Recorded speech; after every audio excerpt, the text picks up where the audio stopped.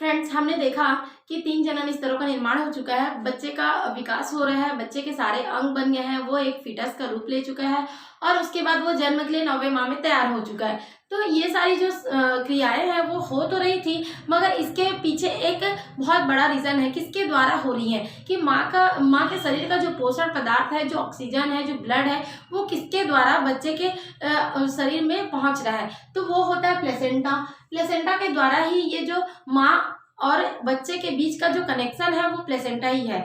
तो आइए पढ़ते हैं प्लेसेंटा के बारे में। तो ये जो प्लेसेंटा है इसका फॉर्मेशन किस तरह होता है, सबसे पहले हम ये जान लेते हैं। तो जब हमने देखा था पिछले वीडियोस में कि ब्लास्टुला जब एंडोमेट्रियम में एम्बेडेड होती है या धसती है, मतलब उसमें इम्प्लांट होती है, उसका रोपण होता है, तब तक प्लेसेंटा नहीं बना होता। ब्लास्टुला स्टेज में जो जाइगोट होता है, जो ब्लास्टुला स्टेज में होता है, तब वो खुद पर निर्भर रहता है न्यूट्रिशंस के लिए। मगर जब जैसे ही वो गर्भाशय की दीवारों में धस जाता है, उसका रोपण हो जाता है, इम्प्लांटेशन हो जाता है, उसके बाद इसमें मैंने डायग्राम में दिखाया भी है एमनियोटिक कैविटी। वो जो एमनियोटिक कैविटी है वही आगे चल के जो प्लेसेंटा है उसका निर्माण करती है। तो एमनियोटिक कैविटी के द्वारा जो ब्लास्टुला उसके चारों ओर एक कोरियन बनता है। ये जो कोरियन है ये मैंने पिछले वीडियो में बताया था कि एमनियोटिक कैविटी जब ब्लास्टुला इंटर कर रहा होता है किसमें, एंडोमेट्रियम की दीवार में, तब वहां पर एमनियोटिक कैविटी मैंने बताया था। तो उसी के द्वारा कोरियन का निर्माण होता है और किसके चारों तरफ, ब्लास्टुला के चारों तरफ। तब ब्लास्टुला के चारों तरफ कोरियन बनता है और कोरियन के अंदर एमनियन बनता है। एमनियन एक मेम्ब्रेन है। मैंने कुछ इस तरह से एकदम इजी वे में बताया हुआ है, आप ध्यान से देखेंगे तो आपको जरूर समझ आएगा। और यहाँ पर रुककर मैं एक बात कहना चाहूंगी फ्रेंड्स, यदि आप सिर्फ प्लेसेंटा देख रहे हैं या सिर्फ ब्लास्टुला या गैस्ट्रुलेशन या इम्प्लांटेशन, तो आपको कुछ भी समझ में नहीं आएगा। ये फर्टिलाइजेशन का जो प्रोसेस है वो आप स्टार्टिंग से देखें, और मेरी कहे माने तो आप फीमेल रिप्रोडक्टिव सिस्टम और मेल रिप्रोडक्टिव सिस्टम सारा कुछ जब एक साथ सीक्वेंस बाय देखेंगे तो आपको कुछ भी चीज टफ नहीं लगेगा, क्योंकि बायोलॉजी सब कुछ एक दूसरे से कनेक्टेड होती है बायोलॉजी में। तो आइए हम अपने टॉपिक पे चलते हैं। देखिए, मैंने बताया कि एमनियोटिक कैविटी होती है, तो उसके द्वारा एमनियोटिक कैविटी के द्वारा कोरियन का निर्माण हुआ। कोरियन के अंदर एमनियन का निर्माण हुआ। एमनियन एक मेम्ब्रेन है और एमनियन के अंदर एमनियोटिक फ्लूइड भरा होता है, जिससे हम एमनियोटिक फ्लूइड कहते हैं। उसी के अंदर फीटस जो है वो तैरता रहता है। तो एमनियोटिक फ्लूइड के अंदर क्या होता है, फीटस होता है। ये तो कोरियन से लाइन से अंदर की ओर चले गए, हम चले गए। और कोरियन के एक साइड पे, मतलब कोरियन में विलाई, यानी कि विलाई मतलब उंगली नुमा जो प्रवर्ध होते हैं, कुछ इस तरह से वो बन जाते हैं। ओके, तो ये कोरियन में बन गया। मान लो ये मैं यहाँ पर अच्छे से बता दूं आपको, थोड़ा सा मैं यहाँ पर आपको समझाने की कोशिश करूंगी। ये दो एक चीजें, ये है कोरियन। अब कोरियन में कुछ उंगली नुमा प्रवर्ध बन गए हैं कुछ इस तरह, ये हो गया कोरियन। ये अंदर एमनियन है। यहाँ पर हम देख रहे हैं कि ये वाला पार्ट जो है कोरियन है। कोरियन में उंगली नुमा प्रवर्ध बन गया है। अब ये प्रवर्ध किससे जुड़ेंगे, ये देखिए यहाँ पर मैंने गर्भाशय बना रखा है। ये है गर्भाशय यानी यूट्रस, ये है यूट्रस।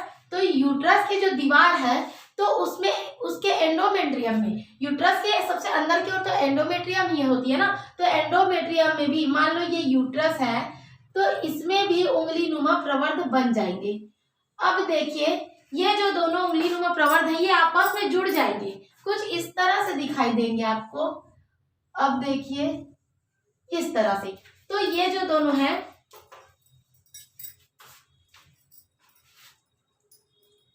देखिए ये है, ये क्या है, ये कोरियन, ये कोरियन में विलाई है, ये वाला पार्ट। और ये वाला पार्ट क्या है, यूट्रस के गर्भाशय मतलब एंडोमेट्रियम, एंडोमेट्रियम। ओके, ये एंडोमेट्रियम में भी विलाई बन जाएगी। मतलब कि ये देखिए यूट्रस है, यूट्रस के एंडोमेट्रियम में भी विलाई बन गया और कोरियन में भी विलाई बन गए और दोनों आपस में जुड़े हुए हैं। तो ये वाला जो पार्ट होता है ना, इसे ही हम कहते हैं प्लेसेंटा। इसे ही हम क्या कहते हैं, प्लेसेंटा। देखिए मैंने यहाँ लिखा है, यहाँ पर ये गर्भाशय की दीवार में भी कुछ इस तरह से क्या होंगे, एंडोमेट्रियम में विलाई बन जाएंगे। और ये जो विलाई है ये ही क्या करते हैं, गर्भाशय की दीवार में जो ब्लड सेल्स होती है, यानी कि रक्त कोशिकाएं होती हैं किसमें, एंडोमेट्रियम की दीवारों में, उसी में ये जो ये जो उंगलीनुमा प्रवर्ध है, विलाई है, ये आपस में जुड़ गए और किसका निर्माण किया? प्लेसेंटा का निर्माण किया। अब ये जो प्लेसेंटा बन चुका है, ये क्या करेगा? बच्चे के बॉडी से और माँ के एंडोमेट्रियम से रक्त कोशिकाओं के द्वारा क्या होगा? उसमें O2 का आदान प्रदान होगा, न्यूट्रिशंस का आदान प्रदान होगा, है ना। यदि माँ को कुछ बीमारी हो गई वो भी उसमें चली जाएगी। मतलब ये एक ऐसा रास्ता है जो माँ के बॉडी में इम्यून सिस्टम स्ट्रांग है तो बच्चे के में भी जाएगा। यदि माँ के बॉडी में कोई बीमारी है, कोई भी मतलब कोई इन्फेक्शन हो गया यदि माँ को, तो वो भी बच्चे को हो जाएगा। तो ये जो प्लेसेंटा है ना, ये किसके द्वारा बच्चे में जुड़ा रहता है? अब नेक्स्ट क्वेश्चन आ गया। तो प्लेसेंटा एक कॉर्ड, अम्बिलिकल कॉर्ड जिसे हम कहते हैं हिंदी में नाभि नाल, उसके द्वारा बच्चे की नाभि और माँ के गर्भाशय के से जुड़ा होता है। ये इसे हम अम्बिलिकल कॉर्ड कहते हैं। और इस अम्बिलिकल कॉर्ड में ये देखिए, इस अम्बिलिकल कॉर्ड में क्या चीज पाए जाते हैं? मैंने नहीं लिखा क्या है यहाँ पर, धमनी और शिराएं पाई जाती हैं। अम्बिलिकल कॉर्ड में क्या पाया जाता है? नाभि नाल, जिसे हम नाभि नाल कहते हैं, हिंदी में नाभि नाल कहते हैं। इसमें धमनी और शिराएं पाई जाती है। जैसा कि हम जानते हैं कि शिराएं क्या करती है? अशुद्ध रक्त को ले जाने का काम करती है और धमनियां क्या करती है? शुद्ध रक्त को लाने का।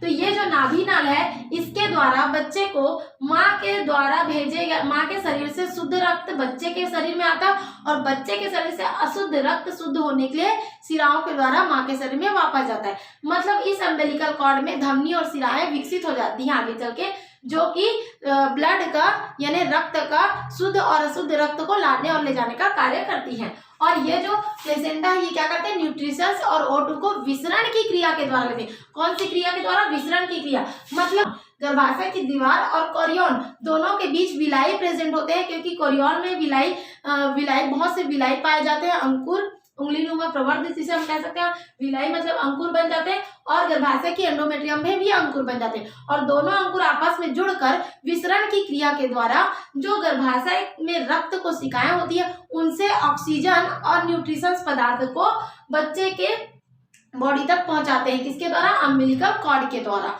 तो उम्मीद करती हूँ फ्रेंड्स ये वीडियो आपको पसंद आया हो, और यदि पसंद आया हो तो प्लीज लाइक करें, सब्सक्राइब करें, अपने फ्रेंड सर्कल में शेयर करें, और मेरे चैनल को सब्सक्राइब कर ऑल का बटन प्रेस करना बिल्कुल ना भूलें, जिसके द्वारा आपको मेरे हर वीडियो की नोटिफिकेशन मिलती रहेगी। Thank you very much. मिलते हैं नेक्स्ट वीडियो में।